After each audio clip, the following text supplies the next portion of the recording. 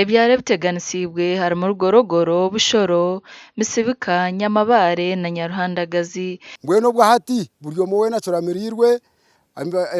ebyara tubitiro munyindo ahabwo kuba twakine cyo kurya entoke embuzi zifire empunu zagitwarwa mizi omwana ugona gwaterwa umuyaga heberye mitunga nenyuma okwe kiyungu cyanje kigenzire mbwenu mazima nka government mutuyambe abebembezi bitu musitero muranga batuherezo biyambi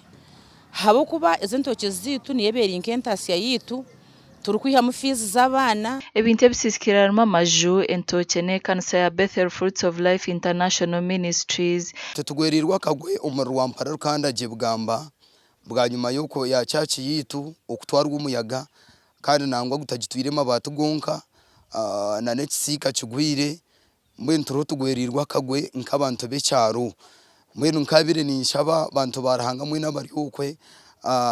abebembezi b'amadini abebembezi ba government nkabe ninshaba ngo mutuyambe mutukwatereho konkece kibireho tinka kirebaga ahubwo kuba imyaka yona tuterwa umuyaga tuterwa ihunga konkeri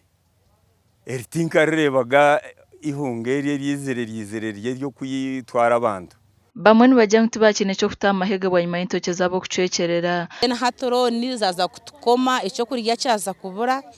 n'abana y'ishomero baza kushitama nka district ni twandika report ntugitwara o ministry ya Prime Minister's office then tuteka no mu disaster preparedness so tutero muranga abantu mwena himuri abararebeki mutirukangirire nk'abantu uko abantu bitu barukubi hariho abantu after nkawika barabe batine cyo kurya uko bitoke byona bigwire echo source of income yabona yehwiro ikintu kubashaba nko bahabuze ubunku bateraho tureke kurebera umuntu asiyemwe yonka y'urutoki gezaho tunge nkenko kwenyuma ubuye nakabuze nkako karisize embera nkeje yakwikaho atohindura katimba ukereka handi Abebembezi bashyira umwanya kandi baraganisa kuri televiziyo Nshongeji na ofisi ya Prime Minister.